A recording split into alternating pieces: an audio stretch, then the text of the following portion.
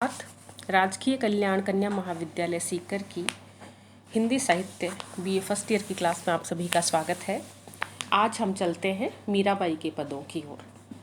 पदों का अध्ययन करने से पूर्व हम मीराबाई के बारे में थोड़ा सा जानते हैं। मीराबाई का जन्म कुड़की नामक ग्राम में हुआ। बचपन में ही मीरा की माता का देहांत हो जाने के कारण इनका लालन पालन इनके दादा दूदाजी के पास मेड़ता में हुआ। यह अपने पिता रत्न सिंह की इकलौती पुत्री थी। दादा की भगवत भक्ति का मीरा के बालक हृदय पर गहरा प्रभाव पड़ा और बचपन से ही प्रभु प्रेम में ये मतवाली हो गई। कृष्ण के प्रति इनके बचपन का प्रेम था वो धीरे धीरे अटल अनुराग के रूप में परिवर्तित हो गया और श्री कृष्ण को इन्होंने पति रूप में ग्रहण कर लिया। मीरा का विवाह चित्तौड़ के राणा सांगा के पुत्र भोजराज के साथ हुआ। वह इस वैवाहिक सुख का उपभोग अधिक दिन नहीं कर सकी और कुछ दिनों के पश्चात ही वैधव्य ने इन्हें आ घेरा। इसलिए मीरा कृष्ण के प्रेम में और अधिक रंग गई और भक्ति मीरा के जीवन का संबल बन गई। उन्होंने अपना सर्वस्व कृष्ण पर ही न्योछावर कर दिया। समाज से विरक्त होकर साधुओं की संगत करना इन्होंने शुरू कर दिया और राजपूत घराने से होने के कारण इनको इसमें अनेक परेशानी उठानी पड़ी। साहसी और प्रेम दीवानी मीरा ने सभी को सहर्ष स्वीकार किया। विष के प्याले को वह चरणामृत समझकर पी गई। विष कुछ असर नहीं कर सका तो पिटारे में रखा गया विषधर भेजा गया जो शालिग्राम की मूर्ति में परिवर्तित हो गया और वह फूलों की शैया बन गई।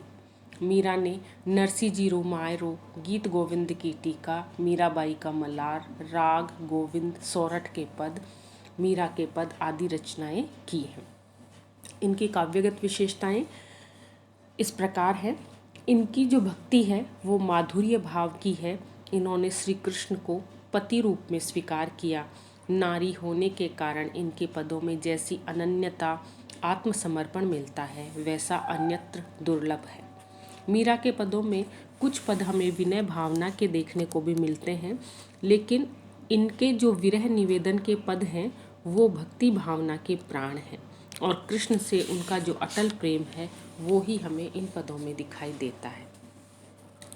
प्रकृति को मीरा ने अपने भावों के आलंबन रूप में चित्रित किया। घन घटाएं, घोर वर्षा, चातक पुकार आदि सभी में मीरा की जो विरह भावना है वो चित्कार बनकर प्रकट होती है। मीरा के पद गेय हैं अर्थात गाने योग्य हैं, गीति काव्य है इनका और इनके पदों में सरसता, सुगमता और प्रवाह है। हमारे राजस्थान में जो लोग अनपढ़ हैं वो भी मीरा के पदों को आसानी से गाते हैं और उनका भावार्थ उनको समझ में आता है।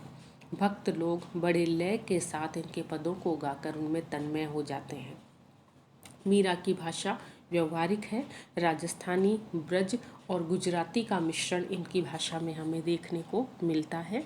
माधुर्य और प्रसाद दोनों गुणों से युक्त मीरा की भाषा है वो प्रवाहमयी एक लय में बहती हुई प्रकट होती है। अलंकारों और मुहावरों का सहज प्रयोग स्वाभाविक रूप में मीरा के काव्य में मुखर हो उठा है। मीरा किसी अलंकार और किसी छंद विशेष की या किसी रस विशेष की धारा प्रवाहित करती हुई या सायास इन भावों को प्रकट करती हुई प्रतीत नहीं होती, बल्कि सहज स्वाभाविक रूप में इन्होंने अपना जो प्रणय निवेदन है, अपना जो भक्ति निवेदन है वो अपने पदों के माध्यम से व्यक्त किया है। वे साकार कृष्ण के गुण गाती हैं। मीरा के पदों में संतों की निर्गुण भक्ति भावना का भी हमें कहीं कहीं वर्णन देखने को मिलता है। मीरा के प्रभु अविनाशी हैं। वस्तुतः मीरा की पदावली में भक्ति युग की सरस भाव लहरियाँ मौजूद है। तो आइए हम चलते हैं मीरा की त्रिगुण त्रिवेणी की तरफ और मीरा मुक्तावली के जो पद हमारे सिलेबस में लिए गए हैं उसमें हम मीरा के पदों का अध्ययन करते हैं। इनका पहला पद है, आली री मेरे नैना बाण पड़ी, चित चढ़ी मेरे माधुरी मूरति उर बिच आन खड़ी, कब की ठाडी पंथ निहारूं अपने भवन खड़ी। कैसे प्राण पिया बिन राखूं, जीवन मूर जड़ी, मीरा गिरधर हाथ बिगानी, लोग कहे बिगड़ी। मीरा कहती हैं, आली री मेरे नैना बाण पड़ी। आली री, हे सखी, मेरे नैना मेरे नेत्रों को बाण पड़ी। बाण अर्थात आदत हो गई है। मेरे नेत्रों को श्री कृष्ण के दर्शन करने की आदत पड़ गई है। चित्त चढ़ी मेरे माधुरी मूर्ति। चित्त मेरे मन में श्री कृष्ण की जो माधुरी मूर्ति है, श्री कृष्ण की जो प्रेममयी सौंदर्यमयी मूर्ति है, जो श्री कृष्ण की मोहिनी मूरत है, वो मेरे मन में चढ़ गई है, अर्थात मेरे हृदय में विराजमान हो गई है। मैं श्री कृष्ण से इतर, श्री कृष्ण के अलावा किसी के बारे में सोचती भी नहीं हूँ। उर बिच आन अड़ी, और श्री कृष्ण की जो मूर्ति है वो मेरे उर बिच, मेरे हृदय के बीच में आकर अड़ गई है। हृदय के बीच में आकर अड़ने से मतलब है कि श्री कृष्ण की जो प्रतिमा हम देखते हैं वो त्रिभंगी है, अर्थात उन्होंने पैरों को एक तरफ मोड़ रखा है और बांसुरी बजाने के लिए ऊपर का जो शरीर है उनका, उसको दूसरी तरफ थोड़ा सा झुकाते हैं। तो यदि कोई सीधी और सरल चीज़ हम कहीं रखते हैं तो वो आसानी से उसमें बाहर निकल जाती है, लेकिन मीरा कहती है कि मेरे हृदय में श्री कृष्ण की जो त्रिभंगी प्रतिमा है वो इस तरह से अड़ गई है कि यदि समाज चाहे, यदि मेरे परिवारजन चाहे, तो भी उस मूर्ति को मेरे हृदय से वो निकाल नहीं सकते हैं। कहने का तात्पर्य है, मेरे हृदय से श्री कृष्ण किसी भी प्रकार अब बाहर नहीं आ सकते। कब की ठाड़ी पंथ निहारूं, मैं कब से खड़ी हुई पंथ निहारूं। श्री कृष्ण की बाट जोहती हूँ, श्री कृष्ण का रास्ता देखती हूँ। अपने भवन खड़ी हुई मैं श्री कृष्ण का रास्ता देखती हूँ। यहाँ एक प्रेयसी के रूप में व्यक्त करती है कि जिस तरह से एक पत्नी अपने पति की राह देखती है कि वो कब घर आएंगे, उसी तरह से श्री कृष्ण की बाट मैं अपने भवन खड़ी खड़ी जोहती हूँ। कैसे प्राण पिया बिन राखूं, मेरे प्रियतम श्री कृष्ण के बिना अपने प्राणों को कैसे जीवित रखूं, क्योंकि मेरे प्राणों की संजीवनी, मेरे प्राणों के जीवन आधार श्री कृष्ण ही है। जीवन मूर जड़ी, श्री कृष्ण मेरे जीवन के लिए मूर कहते संजीवनी, जड़ी यानी जड़ी बूटी। तो मेरे जीवन को आधार प्रदान करने के लिए, मेरे जीवन को चलाने के लिए मेरे प्रियतम, मेरे श्री कृष्ण संजीवनी बूटी के समान है, जिनके बिना मैं जीवित नहीं रह सकती। मीरा गिरधर हाथ बिकानी, मीरा कहती है कि मैं तो श्री कृष्ण के हाथों बिक चुकी हूँ, अर्थात मैं श्री कृष्ण के प्रति अपने आप को समर्पित कर चुकी हूँ, उन्हीं की बन चुकी हूँ। लोग कहे बिगड़ी, और लोग कहते हैं कि मीरा बिगड़ गई है। उस समय समाज में एक स्त्री का साधु संतों की संगति करना, अपने घर से बाहर निकलना, ये तो गलत था ही था, और राजपूतों में अपने पति के अलावा और किसी के प्रति प्रेम भाव व्यक्त करना और भी गलत था। जो विधवाएं थी उनको एक सरल या स्वाभाविक, या हम कहें एक नॉर्मल जीवन जीने का भी अधिकार नहीं था। अनेक यातनाएं, अनेक कष्ट और समाज से एक निष्कासन की स्थिति थी उनकी, उनको एक नॉर्मल जीवन जीने का अवसर उस समय नहीं मिलता था। और ऐसी परिस्थितियों में जब मीरा श्री कृष्ण को पति रूप में मानती है और संतों के साथ तीर्थों पर भ्रमण करती है, तो मीरा का बहुत ज़्यादा उस समय विरोध किया गया था।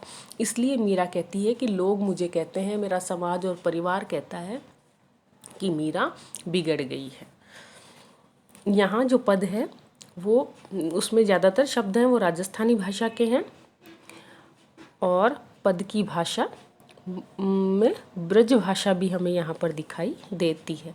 इस तरह से अपने माधुर्य भक्ति के माध्यम से, माधुर्य गुण के माध्यम से मीरा ने श्री कृष्ण के प्रति अपने प्रेम को व्यक्त किया है। हम अगला पद देखते हैं। पग घुंघरू बांध मीरा नाची, मैं तो मेरे नारायण सु आप ही हो गई सांची। लोग कहें मीरा भई बावरी, न्यात कहे कुलनासी। विष का प्याला राणा भेजा, पीवत मीरा हाँसी। मीरा के प्रभु गिरधर नागर, सहज मिले अविनाशी। यहाँ मीरा श्री कृष्ण की सगुण भक्ति करते हुए भी जो अविनाशी शब्द इन्होंने काम में लिया है, उसमें संत काव्य की निर्गुण भक्ति परंपरा का भी थोड़ा सा पुट हमें देखने को मिलता है। मीरा कहती है, पग घुंघरू बांध मीरा नाची, कि मैंने मेरे पैरों में घुंघरू बांध लिए हैं। घुंघरू बांधने का अर्थ है कि श्री कृष्ण के प्रति मैं बिल्कुल मुक्त हो गई हूँ, उनके प्रति मैं बिल्कुल संसार से अलग होकर और श्री कृष्ण के प्रेम में तन्मय होकर नाचती हूँ, गाती हूँ, अपने श्री कृष्ण को रिझाने का प्रयास करती हूँ। मैं तो मेरे नारायण सु, मेरे नारायण, मेरे ईश्वर, मेरे जो श्री कृष्ण हैं, मैं जो हूँ वो उन्हीं की वजह से हूँ। आप ही हो गई सांची, और मुझे अपनी भक्ति, अपना प्रेम संसार में सिद्ध करने की ज़रूरत नहीं है। मैं तो मेरे श्री कृष्ण के कारण अपने आप ही सच्ची हो गई हूँ। यानी इतने दिन मुझे लोग कहते थे कि झूठी है, फालतू की नाटक करती है, स्वांग रचती है, लेकिन श्री कृष्ण ने मुझे जिस तरह से परिस्थितियों से बचाया, जिस तरह से मेरी रक्षा की है, उससे मेरे नारायण के कारण मैं अपने आप ही सच्ची सिद्ध हो गई हूँ।